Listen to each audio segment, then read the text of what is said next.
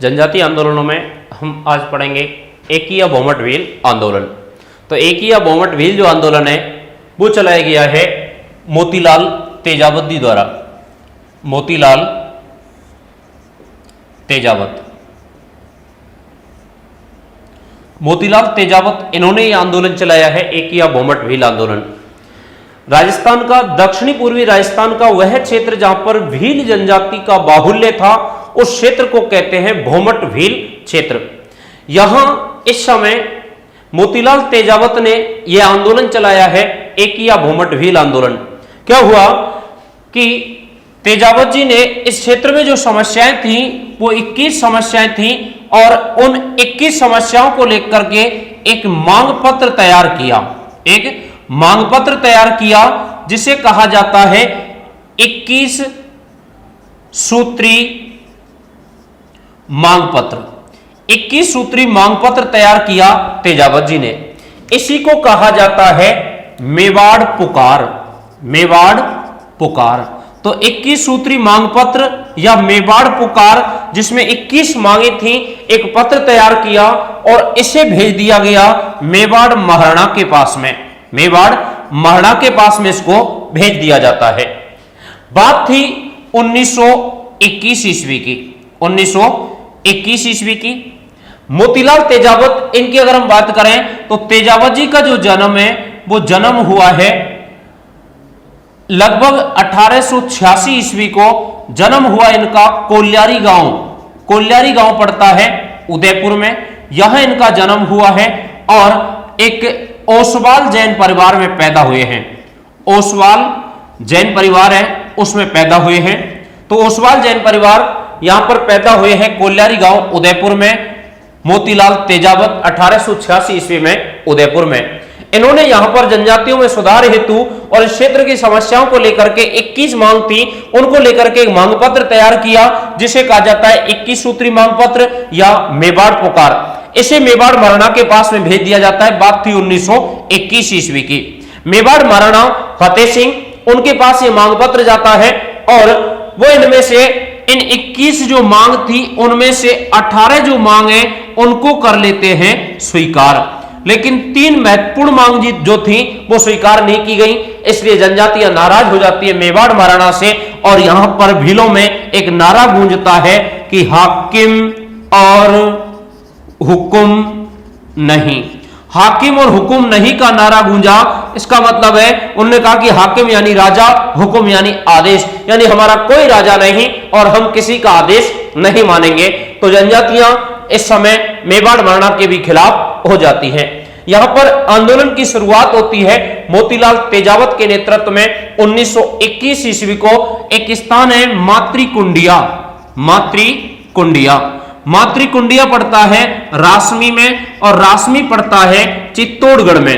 तो रासमी चित्तौड़गढ़ से मातृकुंडिया नामक स्थान से 1921 ईस्वी को यहां माता कुंडालिनी का मेला भरता है वैशाख पूर्णिमा को। उस दिन से इस आंदोलन की शुरुआत की जाती है मोतीलाल तेजावत द्वारा। तेजावत जी भीलों में इतने लोकप्रिय हो गए कि इनको कहा जाता है आदिवासियों का मसीहा। आदिवासियों का मसीहा। और इन्हें कहा जाता है आदिवासियों का मसीहा के नाम से जाना जाता है और इन्हें कहा जाता है भीलों का बाबजी। तो भीलों का बाबजी और आदिवासियों का मसीहा के नाम से जाना जाता है तेजावत जी को। तेजावत जी ने इस आंदोलन की शुरुआत की है और आंदोलन की शुरुआत हुई है यहां से माता कुंडालिनी का जो मेला बढ़ता है उससे मातृकुंडिया नामक स्थान से। मातृकुंडिया को मेवाड़ का हरिद्वार कहा जाता है। तो यहां से इस आंदोलन की शुरुआत हो जाती है। तेजावत जी इस आंदोलन को चलाते हैं और इसका एक सम्मेलन करते हैं। इसका जो सम्मेलन किया इन्होंने वो सम्मेलन किया 7 मार्च 1922 ईस्वी को। 7 मार्च 1922 ईस्वी को सम्मेलन बुलाते हैं ये और सम्मेलन होता है इनका विजयनगर में। विजयनगर क्षेत्र वर्तमान में ये गुजरात में पड़ता है। यहां पर इनका सम्मेलन होता है विजयनगर क्षेत्र में और विजयनगर में एक स्थान है जिसका नाम था नीमड़ा। नीमड़ा नामक गांव था, यहां पर सम्मेलन हुआ विजयनगर गुजरात क्षेत्र में। यहां जब सम्मेलन हुआ तो इस बात का एमबीसी को पता चला, एमबीसी यहां आती है, यानी कि Mewar Bhil core, MBC Mewar Bhil core, यहां पर एक सैनिक टुकड़ी थी, वो सैनिक टुकड़ी आती है और एमबीसी के जो सैनिक हैं वो इस सभा स्थल को घेर लेते हैं और घेर करके इस पर चला देते हैं गोलियां चलाई जाती हैं, जिसमें लगभग 1200 भील शहीद हो जाते हैं। कितने? 1200। तो 1200 भील जो हैं वो यहां मारे जाते हैं इस गोलीकांड में।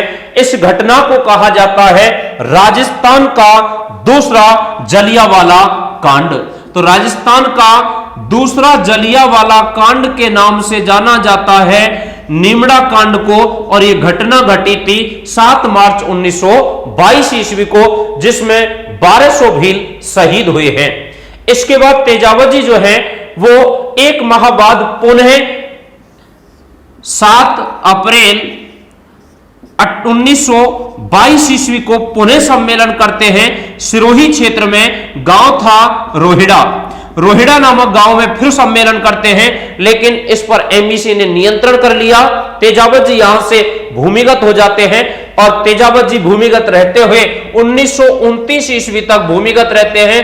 बाद में गांधी जी द्वारा इनको समझाया जाता है और गांधी जी के कहने पर 1929 ईस्वी में ये आत्मसमर्पण कर देते हैं और इसके बाद में इनको गिरफ्तार कर लिया जाता है और गिरफ्तार करके तेजावत जी को 1929 से लेकर के 1936 ईस्वी तक कुंभलगढ़ जो दुर्ग है उस कुंभलगढ़ दुर्ग में कैद में रखा जाता है और यह आंदोलन जो है वो दबा दिया जाता है।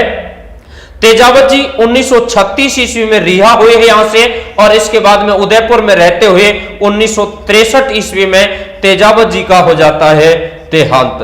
तो इनके द्वारा चलाया गया है एकी या भूमट भील आंदोलन। इसमें जो क्वेश्चन पूछे जाते हैं उनमें पूछा जाता है कि मेवाड़ पुकार का संबंध किससे है? एकी आंदोलन से।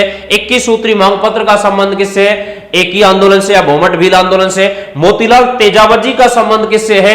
एकी या भूमट भील आंदोलन से है। तेजावत जी का संबंध है ओसवाल जैन परिवार से।